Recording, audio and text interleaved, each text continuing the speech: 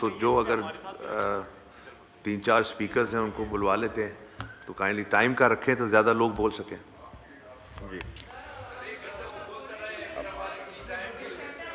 जी बोले। नहमदुहु व नसल्ली अला रसूलिल करीम अम्मा बाद फ़ऊज़ु बिल्लाहि मिनश शैतानिर रजीम बिस्मिल्लाहिर रहमानिर रहीम रब्बि इश्रह ली सदरी व यस्सिर ली अमरी वहलुल मिन लिसानी यफ़क़हू क़ौली सदक़ल्लाहुल मौलाना अज़ीम। थैंक यू डिप्टी स्पीकर साहब। डिप्टी स्पीकर साहब, तमाम तारीफ़ें रब की और कर बहा दरूद इमामुल अंबिया ख़ातिमुन नबीय्यीन हज़रत मोहम्मद मुस्तफ़ा सल्लल्लाहु अलैहि वसल्लम पे।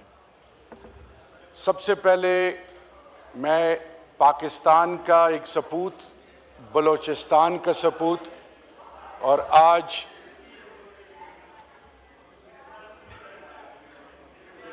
जी ऑर्डर इन द हाउस, तशरीफ रखें, हाउस एंड ऑर्डर करें। तशरीफ रखें। पटेल साहब बाकी नहीं सुनीदा है, बाकी तशरीफ रखें, तशरीफ रखें। जी बोले अफरीदी साहब। जी, मैं सबसे पहले कल बहुत खुशी हुई कि 5 माह बाद पाकिस्तान के एक सपूत, बलोचिस्तान के एक सपूत महमूद खान चकज़ई साहब को, ये जो मेरे सामने कुर्सी है लीडर ऑफ द ऑपोजिशन, वो अल्लाह रब्बुल इज़्ज़त ने ऑपोजिशन और बिलखसूस इमरान खान साहब और उनकी टीम ने जिस ख्वाहिश का इजहार किया था, वो रब ने कल उसको रियलिटी, हकीकत बनाया। तो मैं महमूद खान चकज़ई साहब, आपके और मेरे रिवायात एक हैं, आप मेरे बुज़ुर्ग हैं, आपको बहुत बहुत मुबारक हो और अल्लाह आपको इस मुल्क जो कलमे के नाम पे बना है, और ये वो मुल्क जो इंशाअल्लाह आने वाली नस्लों के लिए एक एग्जाम्पल होगा बेस्ट प्रैक्टिसेस का, और कौमें सीखेंगी इंशाअल्लाह। आप इस मुल्क के अंदर आइन और कानून की बालादस्ती के लिए, इस मुल्क के पार्लिमान के तकद्दुस के लिए, इस मुल्क के अंदर पाकिस्तान के वो तमाम इकाइयों के जो बुनियादी हकूक़ हैं, और फिर बिलखसूस जो इमरानी मुआहदा हुआ है, सोशल कॉन्ट्रैक्ट रियासत का बासी के साथ, उसके लिए, और इमरान खान साहब जो अपनी ज़ात की बात नहीं करते, वो आइन और कानून की बालादस्ती की बात करते हैं, उसके लिए आप अपना कलीदी रोल अदा करेंगे इंशाअल्लाह। मैं सिर्फ इतना कहना चाहूँगा डिप्टी स्पीकर साहब, आई फेल टू अंडरस्टैंड कि इतनी सीजन पॉलिटिकल पार्टीज़ हैं के मेंबर हैं, और on the floor of the house हमने इनको बड़े गौर से सुना और सुनते हैं, लेकिन अगर आप ऑर्डर ऑन द हाउस कर दें तो I will be grateful, because ये मैसेज बड़ा नेगेटिव जा रहा है। आई रिक्वेस्ट जी। बोले जी order in the house, order in the house. जी बोले अफरीदी साहब प्लीज।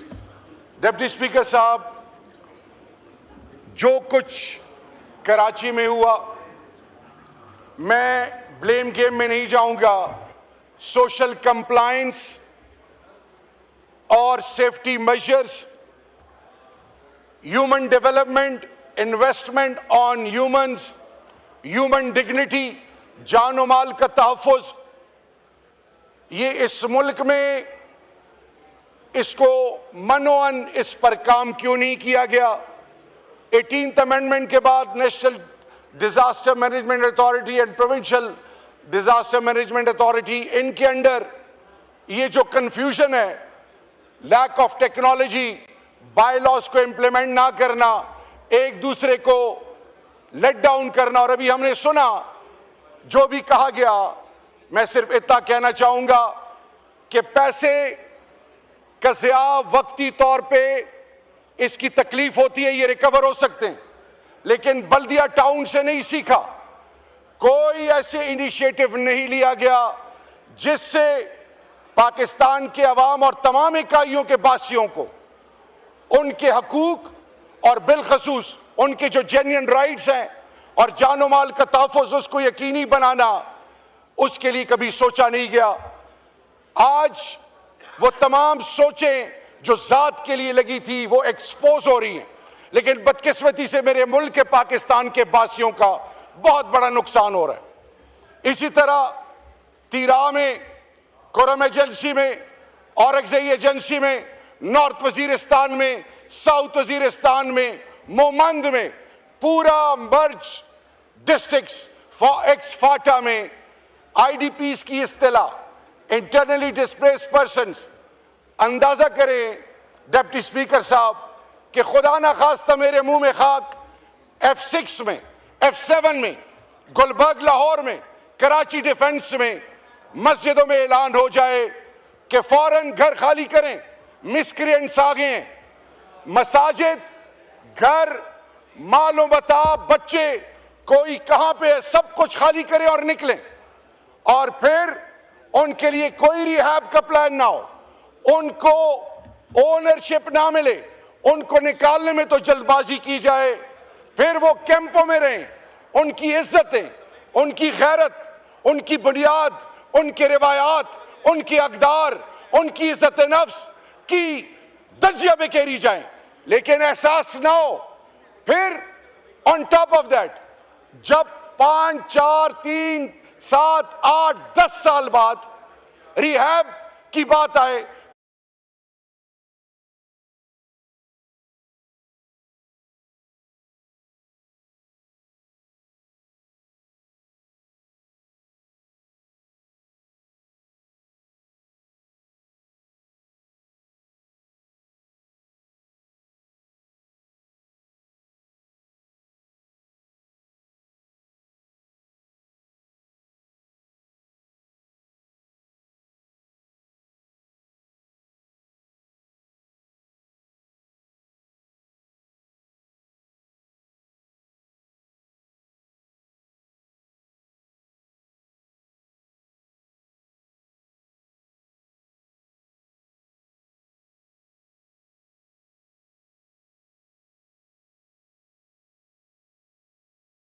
सन 2014 को एपीएस का फियास्को हुआ, 126 दिन का धरना था।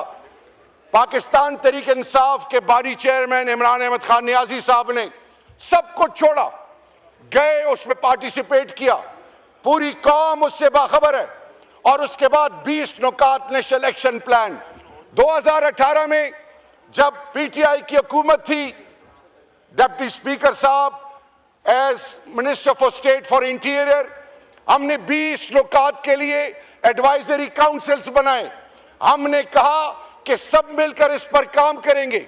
उसके बाद 2611 किलोमीटर का बॉर्डर, इसकी फेंसिंग करनी थी।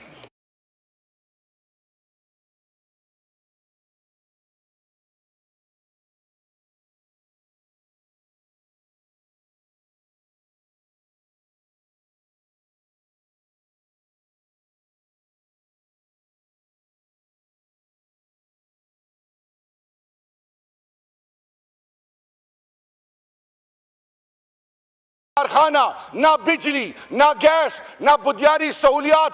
आज पाकिस्तान के आईन के मुताबिक उनको 3 चीजें मिली थी। अब जब मर्ज हुआ 3% फ्रॉम डिविजिबल पूल का वादा किया गया, उनको दिए जाएंगे। आज फिगर्स दिए गए कि इतने इतने पैसे दिए गए, वहां पे फॉरेंसिक नहीं है, वहां पे सीटीडी नहीं है। तो मैं आपसे ये सवाल पूछना चाहता हूं कि मर्ज डिस्ट्रिक्ट में MNAs, elected MNAs, they can't move an inch, वहां पे कंट्रोल किसका है? आप इल्जाम लगाते हैं सूबाई हुकूमत पे।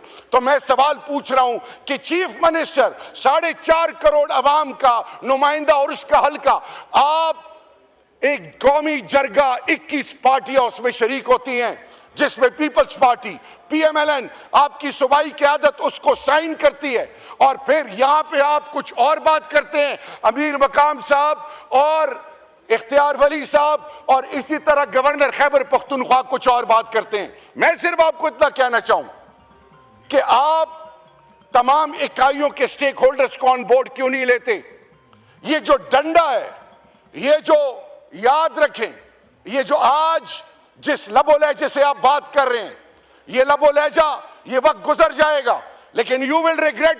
तलाल चौधरी साहब, आपने कोई बात करनी है रियासत के की स्टेक होल्डर के नाते, मैं आपके हवाले से कोई बात नहीं करूंगा। आप में आजिज़ी आनी चाहिए, एंगेज करें, जो भी खदशात हैं उनका हल ढूंढें।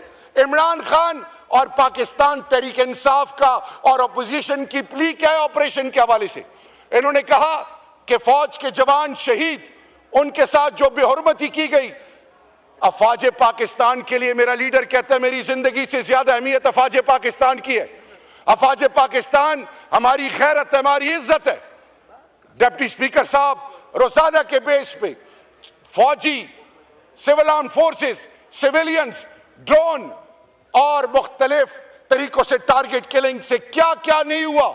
मैं सिर्फ इतना कहना चाहूंगा कि खान साहब पाकिस्तान तहरीक इंसाफ के बानी क्या कहते हैं कि आपने अगर ऑपरेशन करना है 2611 किलोमीटर बॉर्डर को गार्ड करने के लिए, सोवियत इन्वेजन ऑन अफगानिस्तान, एक फौजी नहीं था।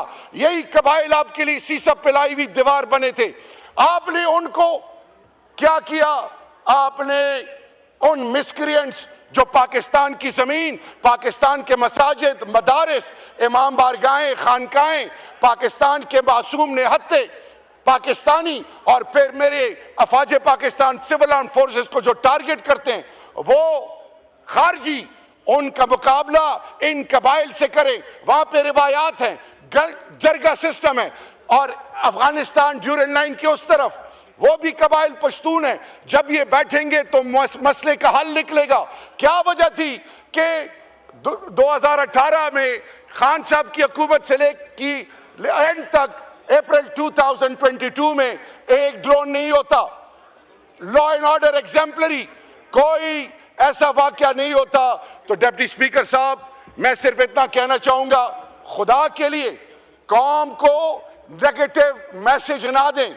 ये पार्लियामान पूरे पाकिस्तान की इज्जत और बुनियाद है। आप जब बिजली, गैस प्रोड्यूस करने वाले वो अजला जो KPK के हैं, फोर्स लोड शेडिंग, उनके बुनियादी हकूक, नेशनल फाइनेंस कमीशन में 19.6% मेरा शेयर है। मुझे जब आप हर चीज में 223 अरब रुपए आपसे डिमांड हो और आप मुझे 54 करोड़ रिलीज करें, ये क्या मैसेज है? आप कहना चाहते हैं कि बिजली के हवाले से ये अवामी नुमाइंदों को प्रेशराइज किया जाए, उन पर फोर्स लोड शेडिंग की जाए, उनका जो ड्यू राइट है उससे उनको डिप्राइव किया जाए ताकि अवाम मुतनफर हो इमरान खान से। ये वो तमाम हरबे हैं जिसमें हम नाकाम हो चुके हो। खुदा के लिए सबको साथ लेके चलें, सबको इज्जत दें, इसी में पाकिस्तान की बका और पाकिस्तान का मुस्तकबिल है। डिप्टी स्पीकर साहब, एक और पॉइंट, मेरा सवाल ये है कि जो आज PTI पर तनकीद कर रहे हैं, क्या ये भूल गए हैं इनके माजी के स्टेटमेंट्स, इन तमाम पॉलिटिकल पार्टीज की? मैं उसमें नहीं जाना चाहूंगा। शुक्रिया, बस आपको मौका दिया वाइंड अप करने का। नहीं, अभी आप इस तरह ना करें। इधर ये पार्टी हेड्स बैठे हुए हैं, इनको भी आखिर मौका मिलना चाहिए जी। तो इसलिए मैं अभी 3 इधर इस साइड वालों को दे रहा हूं टाइम जी। अफरीदी साहब का माइक खोलें। मैं सिर्फ आखिर में एक बात कहना चाहूंगा, आप कॉन्फिडेंस बिल्डिंग मेजर्स लें। आपको लीडर ऑफ द ऑपोजिशन ने कहा है कि वो इनके गारंटर होंगे। इलामा राजा नासिर अब्बास साहब को भी आज सेनेट में ऑपोजिशन लीडर एक्सेप्ट करके उनको आज उनके अल्हम्दुलिल्लाह जो जिसके लिए 5 महीने में इंतजार करना पड़ा वो इनको एंगेज करें।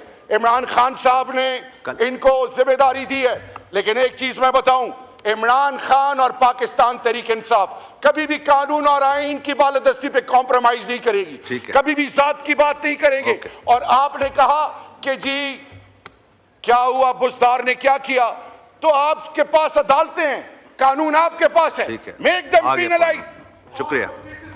शुक्रिया। बदनी साहब जरा ब्रीफ प्लीज। शुक्रिया जी, हो गया, शुक्रिया जी। एक तो 3 दफा मौका दिया आपको साहब, आप भाई हैं, आप सीनियर पार्लियामेंटेरियन हैं। इतना पहले मैंने आपको इशारा किया, फिर मैंने आपको रिक्वेस्ट की कि दूसरे 2 लोग बोलना चाह रहे हैं। 1 मिनट, बदनी साहब तशरीफ रखें जी। अफरीदी साहब वाइंड अप करें प्लीज, 30 सेकेंड्स। सिर्फ मैं इतना कहना चाहूँगा, इस पार्लियामान के तकद्दुस के लिए, पाकिस्तान के अंदर पॉलिटिकल पार्टीज के मुस्तकबिल के लिए, पाकिस्तान के अंदर कानून और आइन की बालादस्ती के लिए, इस मुल्क के नौजवानों के लिए, इस मुल्क के इदारों के लिए, इस मुल्क के मुस्तकबिल के लिए, खुदा के लिए सबको साथ लेके चलें। हम सब यूनाइट होंगे तो मोदी को भी मैसेज आएगा, एंटी पाकिस्तान फोर्सेस को भी मैसेज आएगा और पाकिस्तान का फ्यूचर भी इंशाल्लाह सेफ हैंड्स में होगा। Long live Pakistan, long live Imran Madani Khan. साहब जी, मदनी साहब। शुक्रिया